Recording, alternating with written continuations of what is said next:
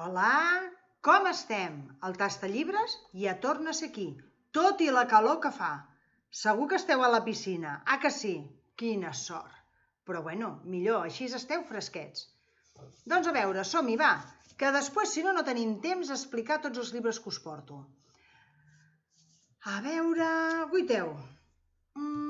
Alguna vegada us heu sentit petits, quasi bé invisible? Sí? Doncs mireu, això és el que li passa a en Tristan s'encongeix, de la Florence Parry. Què li passa a en Tristan? Doncs que en Tristan els adults no li fan cas. I cada dia es fa més petit. Ell al principi no se n'adonava, però tot plegat un dia es posa el jersei i les mànigues li estan amples. Es posa els pantalons i se'ls trepitja. Mare, la roba m'està quedant gran. Ai, no diguis ximpleries, li diu la mare. En Tristan, truc, se senta a taula per esmorzar. El pare li diu: Tristan, vols seure bé? Saps que m'agraden els nens ben assentats a taula. Pare, és que estic ben assentat. No pot ser, que no se't veu el cap. I tu ja ets alt i arribes a la taula bé. És que m'estic encongint. Ximpleries de nen. I així un dia, a darrere de l'altre. Els adults no li fan gens de cas. I en Tristan cada dia és més i més petit. Sí, ho heu sentit bé. Super petit. Oi, els adults tenen tantes coses a què pensar i tants problemes que no li fan cas a en Tristan. I per això en Tristan s'està tornant petit cada vegada. Arribarà a ser invisible? O els adults li faran cas? Com ho solucionarà això en Tristan? Ho voleu saber? Sí, doncs heu de llegir el llibre. A veure quines il·lustracions tenim aquí. A veure. Uiteu, en Tristan. En Tristan va amb bus al col·le, però ja no arriba ni a la porta del bus. Uau, quines il·lustracions que hi ha, Mireu. Mireu que petit que és en Tristan. Cada vegada més i més petit. Aconseguirà tornar a ser mida normal? Esperem que sí. Ja ho sabeu, en Tristan s'encongeix. Què més tenim aquí? Què més? La història d'una nena. Aquesta nena es diu Irene. En Williams ens porta la història de la Irene la Valenta.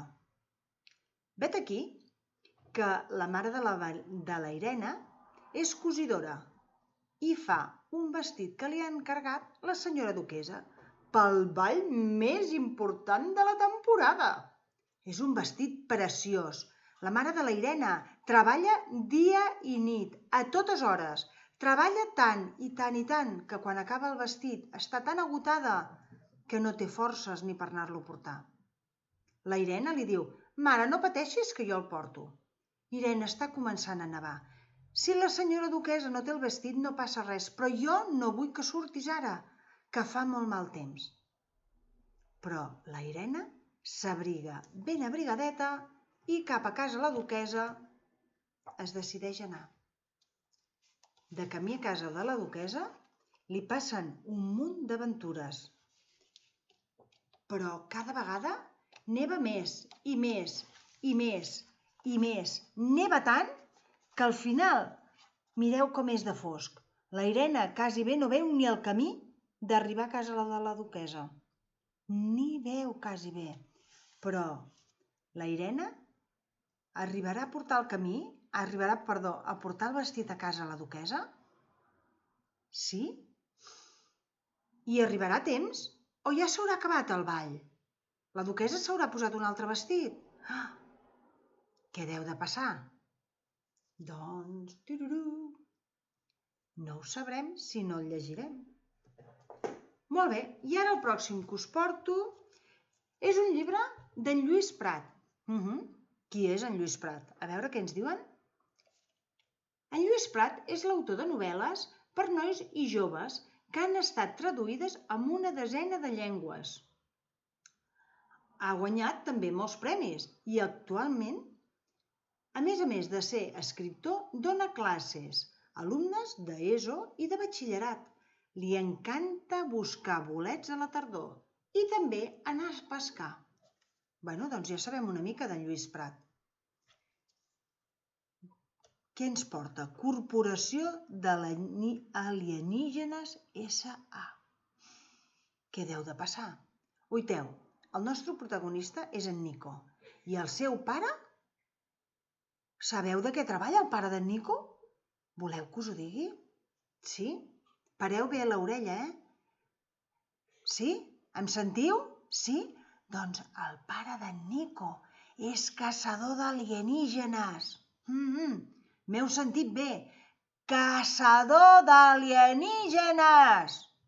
No crido molt fort, no sigui que els alienígenes ens sentin. No heu sentit mai ningú que fos caçador d'alienígenes? No? Doncs jo tampoc. I el pare d'en Nico se les empesca per fer creure a en Nico que realment és un caçador d'alienígenes. En Nico es deixa enganyar i fa veure que això és realitat. Però què passarà? A veure què ens diuen. D'aquesta manera, en Nico descobreix un nou món emocionant i fabulós. Però ben aviat se n'adonarà que no tot és tan bonic, ni tan extraordinari com sembla. I tot per una raó ben senzilla. Una feina tan extravagant com aquesta existeix? No ho sabem. Ja ho sabeu. Corporació d'alienígenes per saber si realment el pare del nostre protagonista és un caçador d'alienígenes o no. A veure, voleu veure alguna il·lustració? Sí? Doncs a veure què trobo per aquí. Oiteu. Què més que més? A veure si veiem una foto d'algun alienígena. Carai, no trobo cap foto de cap alienígena. És un alienígena? Jo diria que no, però... I aquest? Qui és aquest? En Nico, suposo. Doncs ja sabeu.